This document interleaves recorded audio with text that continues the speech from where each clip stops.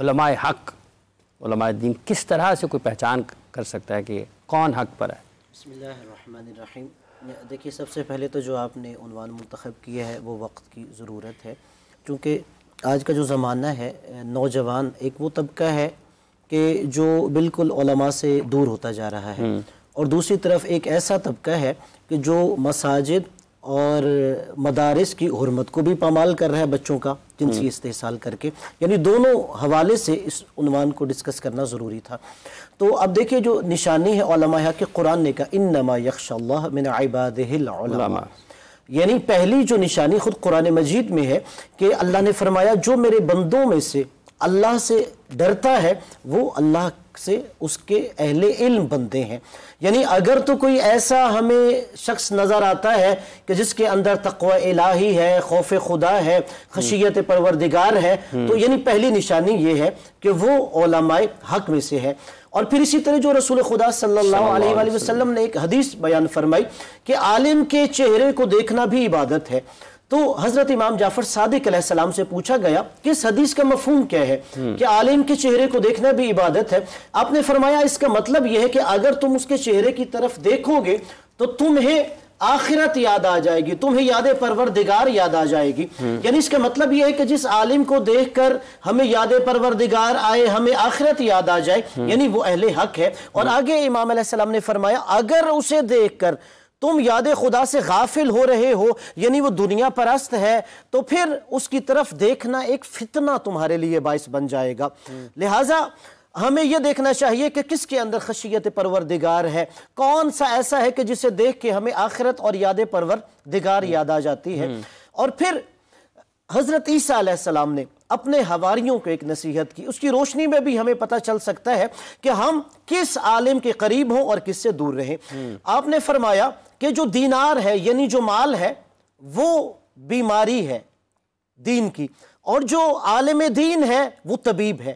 اور جب تم دیکھو طبیب ہی بیماری کو اپنی طرف کھینچ رہا ہے، یعنی وہ مال کے پیچھے ہے، وہ دنیا کے پیچھے ہے، تو پھر وہ شخص تمہارا خیر خواہ نہیں ہے، اس سے دور ہو جاؤ۔ یعنی اب تیسری نشانی ہمیں پتہ چلی کہ اگر وہ زر پرست ہے، مال کے پیچھے ہے، تو وہ خیر خواہ نہیں ہوگا امت کا۔ ہو سکتا ہے کہ وہ دین کے اندر تبدیلی کر دے۔ اور پھر اسی طرح چوتھی اگر بات کروں کہ جس سے ہم پہچان سکتے ہیں کہ اہل حق ہے، ہم یہ دیکھیں وہ حکمرانوں کے دروازے پہ جاتا ہے یا حکمران اس کے دروازے پہ آتے ہیں۔ اور روایت کے جملے ہیں کہ بدترین وہ عالم ہے جو حکمرانوں کے دروازے پہ جاتا ہے، اور بہترین وہ امراء ہے جو خود چل کے علماء کے دروازے پہ آتے ہیں۔ اگر تو خود حکمران ان کے دروازوں پہ چل کے آ رہے ہیں، اس کا مطلب یہ ہے کہ وہ علماء خیر ہیں، اور اگر وہ چل کے خود ان کے دروازے پہ جا رہے ہیں، اس کا مطلب یہ ہے کہ وہ علماء سو ہیں۔ علماء سو ہیں، اس کا مطلب یہ چار آپ نے مختلف نشانیاں بتائیں مفتی صاحب۔ آج کل کے دور میں چونکہ ہم جس ملک میں ہیں پاکستان میں، یہاں پر جو طرز حکومت ہے یہ جمہوری ہے، یہاں پر تو ادارے بھی ہیں اور مطلب مختلف ادارے ہیں جو اسلامی معاملات کو دیکھتے ہیں، دین کے معاملات کو دیکھتے ہیں۔ تو اس کے لیے تو عمومی طور پر یہی دیکھا گیا اگر کسی کی کوئی انتقال بھی ہوتا ہے، کوئی تعزیت کے لیے بھی لوگوں کو وزیر اعظم ہاؤس، وزیر اعظم ہاؤس وہیں پر جانا پڑتا ہے، اور ملاقاتوں کے لیے بھی ان دفاتر میں ہی جانا پڑتا ہے جو ایوان ہیں۔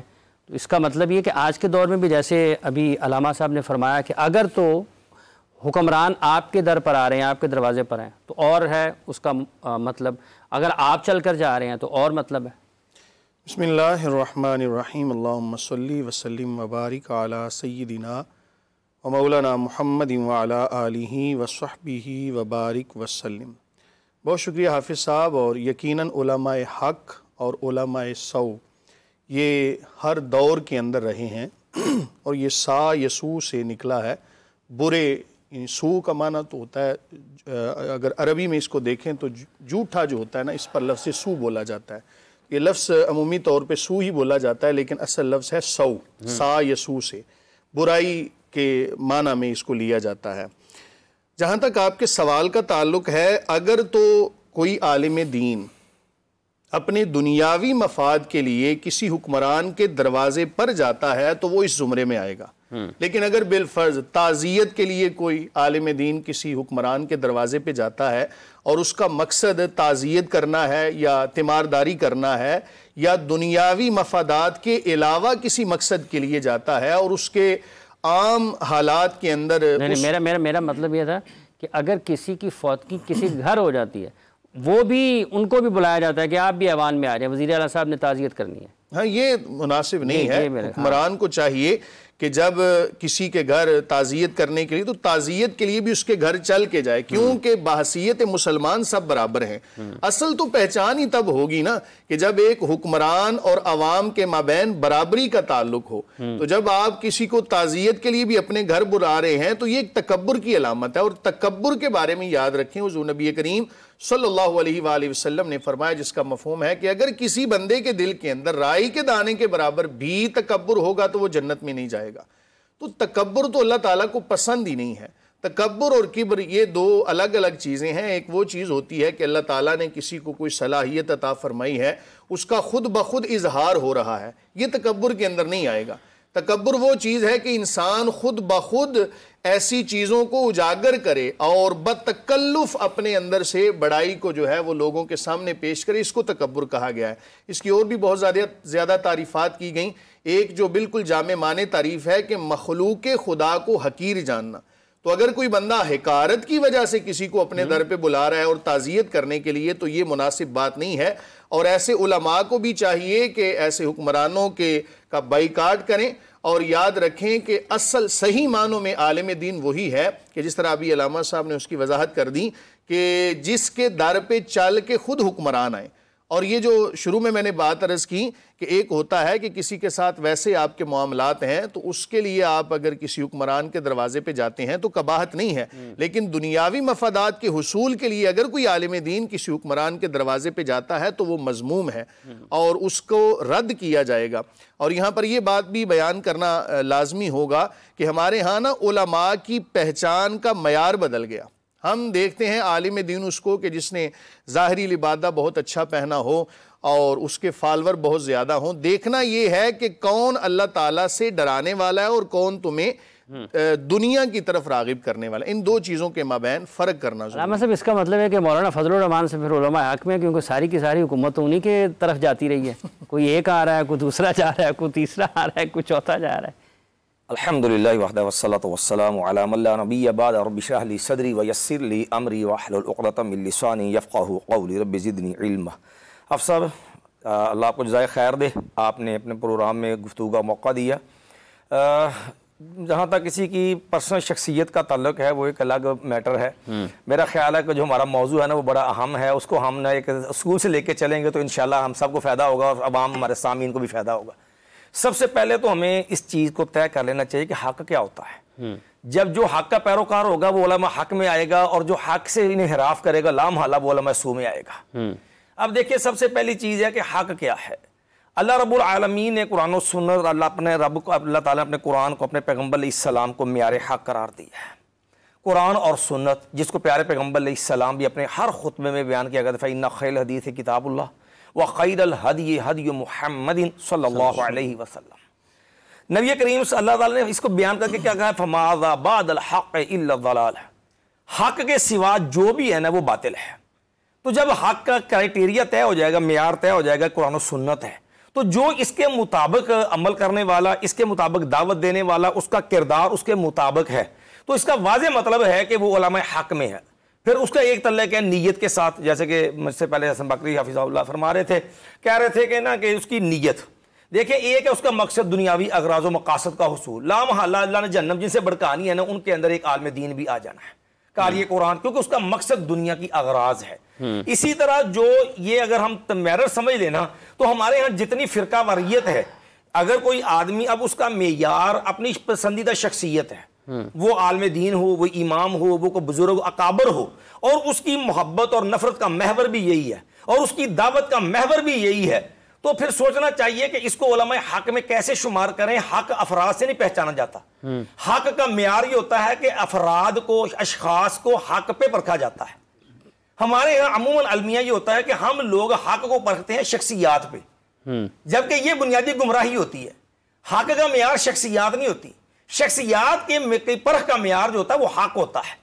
تو اس لیے اس کو دیکھیں گے کہ اس کا نظریہ عقیدہ، اس کی دعوت، اس کے معاملات، اس کا قول و فعل کیا ہے، وہ اسی حق کے مطابق ہے، تو پھر یہ علماء حق میں شمار ہوگا. ورنہ اگر وہ اس کی دعوت کسی خاص جو ہے وہ نقطے پہ ہے، وہ قرآن و حدیث سے ہٹ کر کے ہے، تو پھر وہ بظاہر کتنا بھی متقی نظر آئے وہ حقیقت میں فرقہ پرست اور وہ علماء سو میں شمار ہوگا. حقیقت. اچھا مجھے حق کی پہچان، اگر چونکہ آج ہم دیکھتے ہیں تو ہم جس کو بھی سنیں، جس کا پیغام سنیں، وہ تو سب یہ کہتے ہیں کہ ہم حق پر ہیں. کسی ایک کو بھی ہم یہ تو نہیں کہہ سکتے اگر کسی علامہ صاحب کو یا کسی بھی مذہبی شخصیت کے بارے میں آپ یہ سمجھیں گے خدا یہ کہیں حق پر تو نہیں ہے، تو وہ تو عذاب بن جائے گا، مصیبت آ جائے گی.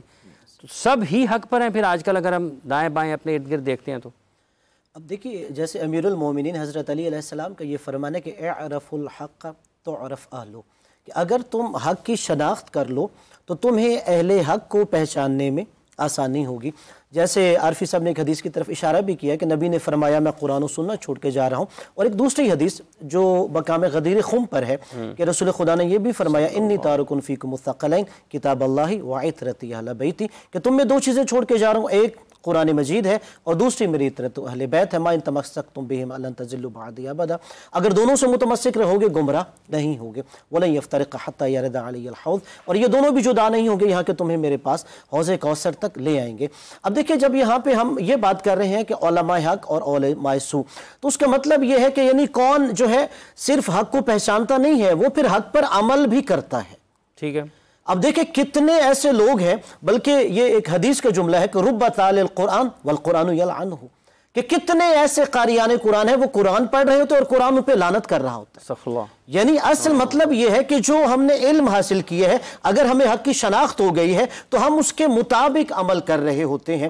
اور اسی حوالے سے پھر وہ علم کا، یعنی جو اہل علم ہے ان کا معیار کیا ہونا چاہیے، اس حوالے سے ایک روایت میں ہے کہ وہ علم دین اللہ تعالیٰ کی خوشنودی کے لیے حاصل کرے، اور پھر اللہ کی خوشنودی کے لیے اس پر عمل کرے، پھر اللہ کی خوشنودی کے لیے دوسروں کو تعلیم دے. یعنی اس میں نیت جو قربتاً اللہ ہے نا، وہ بہت اہم ہے. اگر کہیں دل میں آ جائے ریاکاری، لوگوں پہ فخر و مباحات ہو جائے، یا اس کے ذریعے دنیا ہم نے کمانی ہے، اس کے ذریعے اپنے حکمرانوں سے مفادات حاصل کرنے ہیں، تو اس کا مطلب یہ ہے کہ وہ علماء سو میں گردانا جائے گا. لیکن جو اللہ تبارک و تعالیٰ کی خوشنودی کے تحت ہر مرحلہ اپنا طے کر رہا ہے، اور وہ علماء حق میں سے شمار ہوگا. اس لیے رسول خدا صلی اللہ علیہ وآلہ وسلم کی ایک اور حدیث مبارکہ بھی ہے کہ آپ نے فرمایا اگر میری امت کے دو طبقے ٹھیک ہو جائیں تو ساری میری امت کی اصلاح ہو جائے گی، ایک علماء دوسرے عمراء. یعنی جہاں پہ اس حدیث سے ایک چیز ظاہر ہوتی ہے، یعنی ان دونوں طبقہ کا علماء پر بہت زیادہ انفلوئنس ہے.